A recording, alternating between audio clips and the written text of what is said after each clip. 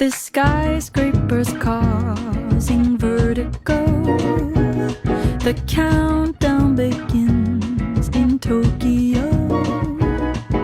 27 days alone means 20 million ways to cope with. Hello mga friendies, this is our day 3 in Vietnam. Yun nga pala, nandito kami sa Pho, Vietnam. So ito nga pala yung pinakasikat na mga pho, yung mga sabaw-sabaw. So dito nga pala yon. So ako nga pala yung nauna dito, hinintay ko pa si ate. So ito nga pala yung mga menu nila, sobrang mura. Habang wala pa si ate, kino-convert ko na siya kung magkano siya sa peso. Yun ako mga friendies, sobrang mura talaga dito. Tignan nyo, meron dito yung small, normal, or big. Ito nga pala yung coconut nila, nasa 35 Vietnamese dong lang yun siya. I-search nyo na lang kung magkano yun sa peso. Tignan nyo yung mga menu dito, pwede nyo siyang i-post. Tapos, check nyo kung magkano yan lahat. I mean, hindi lahat tayo total yung price. I mean, yung kung tignan nyo lang yun kung ano yung bet nyong i-convert. So, habang naghihintay ako, nandito nga pala ako sa tabi ng Pho Vietnam. Meron nga palang Cathy, ayan, katabi niya lang. Tapos yung sa kabila naman, para siyang mga chicken, tapos merong ice cream dyan sa gilid. Merong rice doon mga friendies, nakita ko. Yun lang yung may rice na nakita kong parang restaurant. At ito, dumating na yung pagkain namin. Ito nga pala yung in-order ko, carrot juice, at saka po, ayan, meron siya toge, at saka mint na leaves. Yung beef ko nga pala, ayan, malaki. Tapos yung kaate parang giniling siya. Ganito nga pala, gawin yung sausawan dito sa po. Yung sasawsaw nyo dyan yung karne. So, ayan, meron siyang barbecue sauce. Tapos lalagyan nyo siya ng parang patis or suka ba yun. So, lalagyan nyo siya. So, ayan, ito yung itsura niya. Toden po. Ayan. So, yun yung parang barbecue sauce. So, habang ako, naglalagay nga pala ako ng mint na leaves dyan. Ang dami-dami ko pang nilagay sobra. Tapos yung pagtikim ko, ayun, sobrang mint niya nga. Hindi naman kasi ako mahilig sa mga menthol or mga spicy. So, yun, nahalo-halo ko lang siya. Nilagyan ko siya ng toge. Ayan. So, ito pala yung po na pasta nila. Sobrang malapad siya. Ayan, it's tikiman time. Ayan, sobrang sarap niyan mga friendies ko. Alam nyo lang. Kung alam nyo lang pwedeng magdala dyan sa Pilipinas, dinala ko na pati yung bowl. So yan, kain-kain lang ako. Ang sarap din niya, pati yung carrot juice nila masarap. Kasi hindi na ako masyadong kumain kasi alam nyo, pagtapos kumain, CR ako agad. Kasi tabig ko sa mga kumakain dyan. So ayan mga friendies, nandito nga pala kami, bumalik kami sa cafe apartment, pero grabe, super ulan. So ayan pala yung KKV nila mga friendies, meron sila dito sobrang laki. Meron pang dumaan, nakala ko pinsan ko. So ayan siya, ito nga pala yung dinaanan namin ni ate kasi maglalakad-lakad kami. Nakalimutan kung saan kami pupunta, basta nag-ikot-ikot kami, naglakad-lakad kami kung saan-saan. Hindi na kami nag-grab ng motor or nag-car. So, ayan, naglakad-lakad kami kasi kung saan kami pupunta.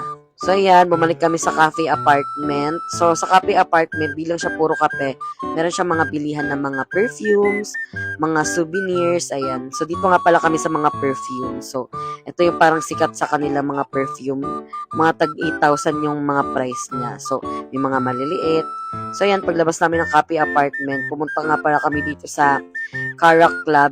Basta parang straight na siya ng mga skinita na puro mga damit, mga cutie-cutie na damit. So, ayan. Ang dami naming nabili dito mga friendies. Lalo na si ate, ang dami niyang nabili. Ako kasi parang isang dress lang. Tsaka, ayan, kung ano-ano lang yung nabili. Mga sando, t-shirt, dress, ayan. At madami pang iba. So, dito nga pala kami pumasok sa Goat de June. Hindi ko alam pagbasa. So, ayan, nagsukat-sukat ako mga friends. Namimili ako dat isa lang yung mabibili ko. Ayan, or di kaya ito. So, ang napili ko, ayan. Yung pangalawang tinry ko yung napili ko. Ayan, pumunta nga pala kami dito sa Lotte Mart kasi bibili na kami ng mga pasalubong kasi mga ilang araw pupunta kami ng Cambodia. Tapos di din namin bumili ng pagkain namin para sa hotel para may makakain kami doon. Ayan mga friendies, meron pala silang locker dito. Ayan, dat pala may fish siya. Alam nyo mga friendies, bago kami lumabas, nandoon na yung Grab sa labas tapos tinatawagan na kami. Tapos pagka labas namin sa may entrance, bigla ko naalala yung may binili pala kami, ayan no, yung pinasok namin. Tapos ayaw ma-open.